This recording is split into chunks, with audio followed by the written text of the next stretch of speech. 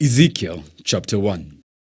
On July 31 of my 30th year, while I was with the Judean exiles beside the Kebar River in Babylon, the heavens were opened and I saw visions of God.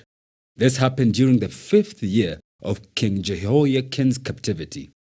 The Lord gave this message to Ezekiel, son of Buzi, a priest beside the Kebar River in the land of the Babylonians, and he felt the hand of the Lord take hold of him.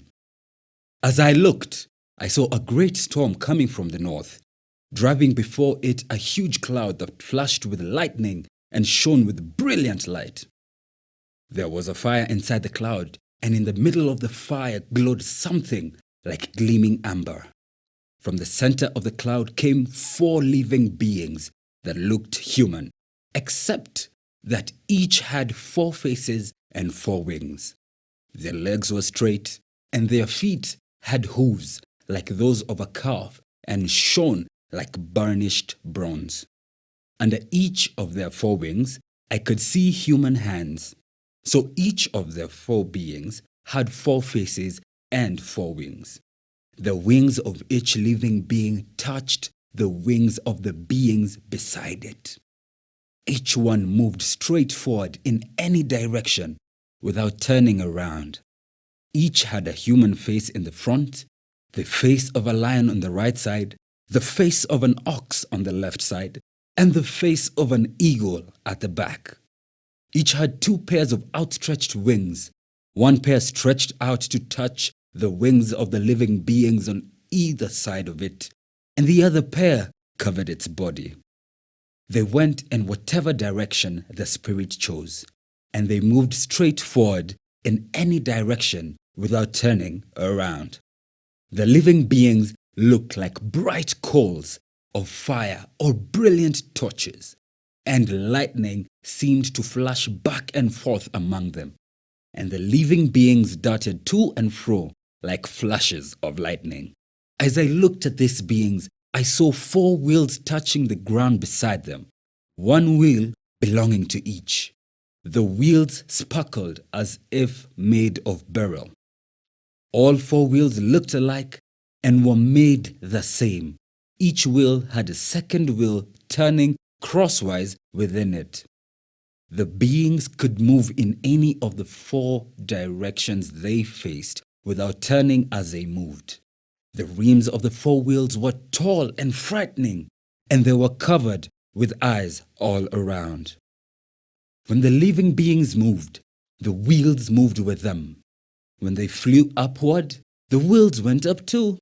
The spirit of the living beings was in the wheels. So wherever the spirit went, the wheels and the living beings also went. When the beings moved, the wheels moved. When the beings stopped, the wheels stopped. When the beings flew upward, the wheels rose up, for the spirit of the living beings was in the wheels. Spread out above them was a surface like the sky, glittering like crystal.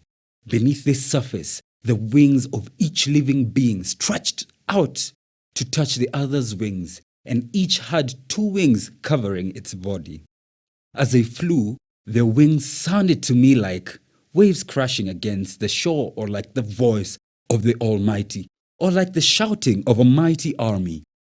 When they stopped, they let down their wings. As they stood with wings lowered, a voice spoke from beyond the crystal surface above them. Above this surface was something that looked like a throne made of blue lapis lazuli. And on this throne, high above, was a figure whose appearance resembled a man. From what appeared to be his waist up, he looked like gleaming amber, flickering like a fire. And from his waist down, he looked like a burning flame, shining with splendor. All around him was a glowing halo, like a rainbow shining in the clouds on a rainy day. This is what the glory of the Lord looked like to me. When I saw it, I fell face down on the ground, and I heard someone's voice speaking to me. Ezekiel Chapter 2. Stand up, Son of Man, said the voice. "I want to speak with you." The Spirit came into me as he spoke, and he set me on my feet. I listened carefully to his words. "Son of man," he said, "I am sending you to the nation of Israel, a rebellious nation that has rebelled against me. They and their ancestors have been rebelling against me to this very day. They are a stubborn and hard-hearted people. But I'm sending you to say to them, 'This is what the sovereign Lord says.' And whether they listen or refuse to listen, for remember, they are rebels, at least they will know they have had a prophet among them. Son of man, do not fear them or their words. Don't be afraid, even though their threats surround you like nettles and briars and stinging scorpions. Do not be dismayed by their dark scowls, even though they are rebels. You must give them my messages, whether they listen or not. But they won't listen, for they are completely rebellious. Son of man, listen to what I say to you. Do not join them in their rebellion. Open your mouth and eat what I give you." Then I looked and saw a hand reaching out to me. It held a scroll, which he unrolled, and I saw that both sides were covered with funeral songs, words of sorrow, and pronouncements of doom. Ezekiel Chapter 3. The voice said to me, "Son of man, eat what I am giving to you. Eat this scroll. Then go and give its message to the people of Israel." So I opened my mouth and he fed me the scroll. "Fill your stomach with this," he said. And when I ate it, it tasted as sweet as honey in my mouth. Then he said, "Son of man, go to the people of Israel and give them my messages. I am not sending you to a foreign people whose language you cannot understand. No, I am not sending you to people with strange and difficult speech. If I did, they would listen. But the people of Israel won't listen to you any more than they listen to me. For the whole lot of them are hard-hearted and stubborn. But look, I have made you as obstinate and hard-hearted as they are. I have made your forehead as hard as the hardest rock.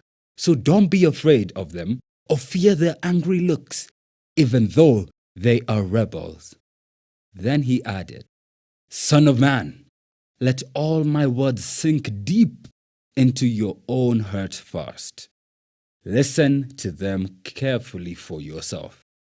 Then go to your people in exile and say to them, 'This is what the sovereign Lord says. Do this whether they listen to you or not.'" Then the Spirit lifted me up, and I heard a loud rumbling sound behind me. May the glory of the Lord be praised in his place. It was the sound of the wings of the living beings as they brushed against each other and the rumbling of their wheels beneath them. The Spirit lifted me up and took me away. I went in bitterness and turmoil, but the Lord's hold on me was strong.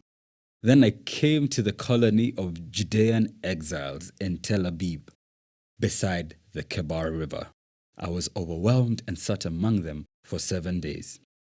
After 7 days, the Lord gave me a message. He said, "Son of man, I have appointed you as a watchman for Israel.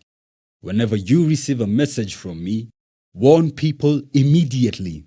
If I warn the wicked, saying, 'You are under the penalty of death,' but you fail to deliver the warning, they will die in their sins, and I will hold you responsible for their deaths. If you warn them and they refuse to repent and keep on sinning, they will die in their sins. But you will have saved yourself because you obeyed me. If righteous people turn away from their righteous behavior and ignore the obstacles I put in their way, they will die. And if you do not warn them, they will die in their sins. None of their righteous acts will be remembered, and I will hold you responsible for their deaths. But if you warn righteous people not to sin, and they listen to you and do not sin, They will live, and you will have saved yourself too. Then the Lord took hold of me and said, Get up and go out into the valley, and I will speak to you there. So I got up and went, and there I saw the glory of the Lord, just as I had seen in my first vision by the Kebar River. And I fell face down on the ground. Then the Spirit came into me and set me on my feet. He spoke to me and said, Go to your house and shut yourself in. There, son of man, you will be tied with ropes, so you cannot go out among the people. And I will make your tongue stick to the roof of your mouth, so that you will be speechless and unable to rebuke them, for they are rebels. But when I give you a message, I will loosen your tongue and let you speak. Then you will say to them, This is what the sovereign Lord says. Those who choose to listen will listen, but those who refuse will refuse, for they are rebels. And now, son of man, take a large clay brick and set it down in front of you. Then draw a map of the city of Jerusalem on it. Show the city under siege. Build a wall around it so no one can escape. Set up the enemy camp and surround the city with siege ramps and battering rams. Then take an iron griddle and place it between you and the city. Turn towards the city and demonstrate how harsh the siege will be against Jerusalem. This will be a warning to the people of Israel. Now lie on your left side and place the sins of Israel on yourself. You are to bear their sins for the number of days you lie there on your side. I am requiring you to bear Israel's sins for 390 days, 1 day for each year of their sin. After that, turn over and lie on your right side for 40 days, 1 day for each year of Judah's sin. Meanwhile, keep staring at the siege of Jerusalem. Lie there with your arm bared and prophesy her destruction. I will tie you up with ropes so you won't be able to turn from side to side until the days of your siege have been completed. Now go and get some wheat, barley, beans, lentils, millet, and emmer wheat and mix them together in a storage jar. Use them to make bread for yourself during the 390 days you will be lying on your side. Ration this out to yourself, 8 ounces of food for each day, and eat it at set times. Then measure out a jar of water for each day and drink it at set times. Prepare and eat this food as you would barley cakes. While all the people are watching, bake it over a fire using dried human dung as fuel, and then eat the bread. Then the Lord said, This is how Israel will eat defiled bread in the Gentile lands to which I will banish them. Then I said, O sovereign Lord, must I be defiled by using human dung? For I have never been defiled before. From the time I was a child until now, I have never eaten any animal that died of sickness or was killed by other animals. I have never eaten any meat forbidden by the law. All right, the Lord said, you may bake your bread with cow dung instead of human dung. Then he told me, Son of man, I will make food very scarce in Jerusalem. It will be weighed out with great care and eaten fearfully. The water will be rationed out drop by drop, and the people will drink it in dismay. Lacking food and water, people will look at one another in terror, and they will waste away under their punishment. Ezekiel Chapter 5. Son of man, take a sharp sword and use it as a razor to shave your head and beard. Use a scale to weigh the hair into 3 equal parts. Place a third of it at the center of your map of Jerusalem. After acting out the siege, burn it there. Scatter another third across your map and chop it with a sword. Scatter the last third to the wind, for I will scatter my people with the sword. Keep just a bit of the hair and tie it up in your robe.